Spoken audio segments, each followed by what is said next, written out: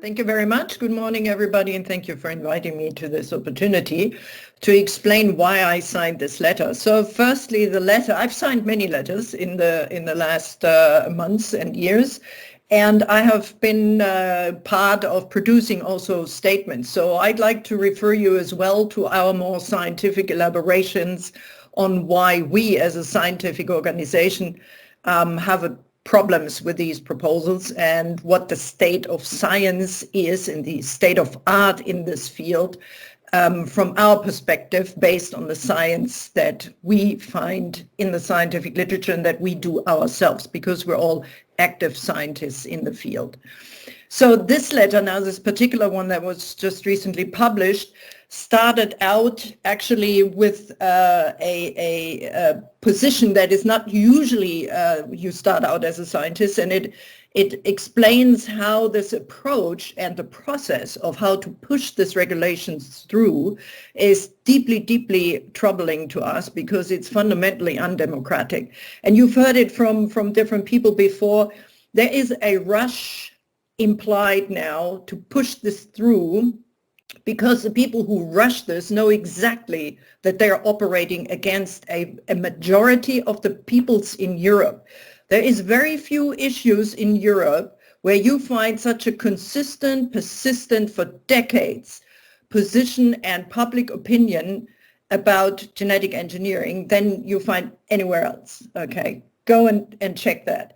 And that is understood by the Commission, and it is deeply troublesome that the Commission doesn't take this as an order to accommodate people's wills, to respect the will of the people and work with the people. They see this, and it motivated them to come up with processes that open small windows of opportunity for them and then close them as rushed as possible in order to avoid to face majority views of people. So we find this, even as scientists, we find this deeply troublesome because we understand that the situation in the EU and the trust level of the peoples of Europe in what the EU does is deeply divided. And we believe that these kinds of actions of disrespecting people's majority positions and arrogantly pushing through a biased piece of regulation is going to further undermine the trust in the EU. And we all have worked with the EU for the last decades and have tried to make it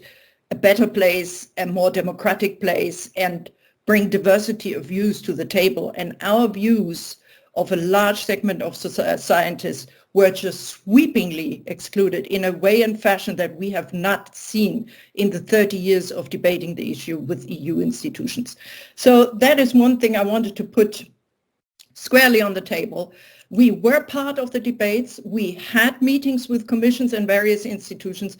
We did discuss them. They know our positions. We've delivered the science on them, and it was completely, fully, and wholly brushed away. They listened to one segment of the society community only, and it is those and that segment of the society or of the scientific community that has the biggest vested interest and stakes in this entire operation. So we find this approach and this system, the way they dealt with this, deeply troubling, and we haven't seen that in this extreme expression in the 30 years, at least, that I am firsthand in the middle of this debate.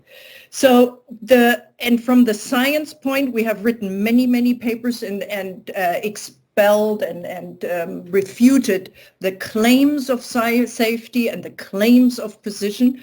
This technology is neither safe nor precise. It is only called safe and precise if you focus on a highly isolated, individual, very small aspect of it, the targeted gene you want to change. You ignore the contextual system in which the genes are embedded because they don't understand that context. We understand and bring forward science after science after science, explaining to them that it is this context of the entire organism, of the genetic network, of the metabolomic network that defines the phenotypic expression of every gene. This is swept away. The proposal they have made now is extreme in its phrasing, as it focuses only and exclusively on the traits they intend to manipulate and disregard completely these contextual factors that drive the expression of the phenotype and of the plant and the organism in the end in conjunction with the environment. We find this highly troublesome, that it's possible that you can sweep the science that is backing that up away without consequence, that you can convince policymakers that this is something you should and ought to be doing. This makes it even less safe than transgenic technologies.